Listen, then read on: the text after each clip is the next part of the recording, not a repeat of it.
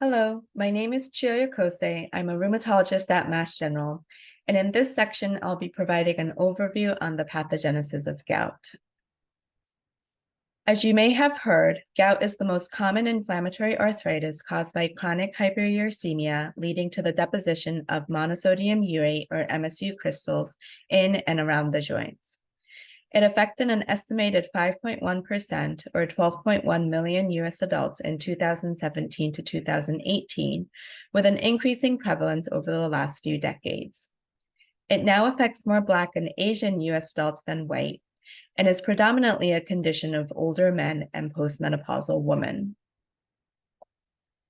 So serum urate is the most important and causal biomarker that we follow in gout. This graph depicts the relationship between serum urate and the incidence of gout. And you can see that as the serum urate concentration increases across the x-axis, the annual incidence of gout goes up significantly. So what determines one's serum urate concentration? So you have two main inputs, if you will, and those are dietary purine load and endogenous purine synthesis. And these arrows depict the relative importance of these two factors in determining one's serum urate concentration. So you can see that the endogenous purine synthesis is a bigger determinant of one's serum urate concentration, with a relatively smaller contribution from dietary purine load from one's day-to-day diet. On this side are the two mechanisms by which our bodies get rid of excess urate. One is through the kidneys in our urine, and the other is through the gut. And again, these arrows depict the relative importance of these two mechanisms. And so the majority of urate is excreted in the kidneys, with a smaller proportion getting excreted through the gut. So hyperuricemia can result from the overproduction of urate, or an issue with this side, in approximately 10% of cases. However, more commonly, it's an issue with underexcretion of urate in about 90% of cases, and it can often be a combination of the two. Nonetheless, once the serum urate concentration exceeds its saturation threshold, you then have supersaturation and crystallization and the development of these MSU crystals.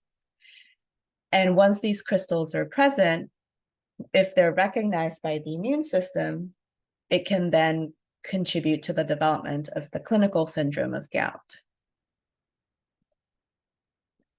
So this image depicts the various stages of gout. So most patients start out with a normal serum urate concentration when they're young and healthy.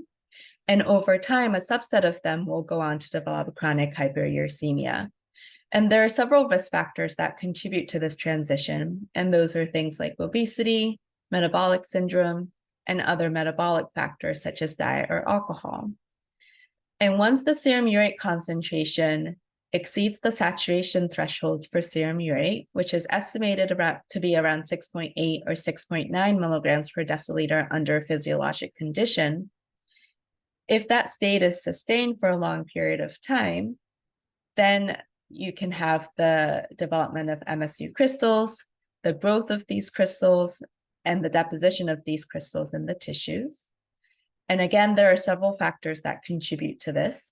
The most important necessary prerequisite is the sustained serum urate above the saturation threshold. However, other factors that may contribute are things like temperature or pH. And then once these crystals are present, they could at some point be recognized by the immune system and cause acute crystal-induced inflammation, which results clinically in recurrent gout flares. And again, there are triggers for acute gout flares that have been identified, including things like purine-rich foods, alcohol, diuresis, or rapid changes in the serum urate concentrations. And when these acute flares happen, because it's a very inflammatory process, the mainstay of therapy is anti-inflammatory treatment.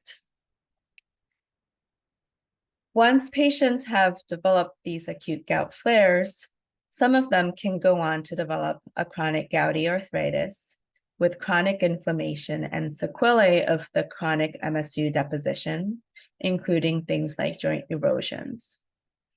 Now, it is possible to get rid of these MSU crystals that have already developed, and that's by lowering the serum urate concentration below the saturation threshold, thereby leading to the dissolution of the crystals.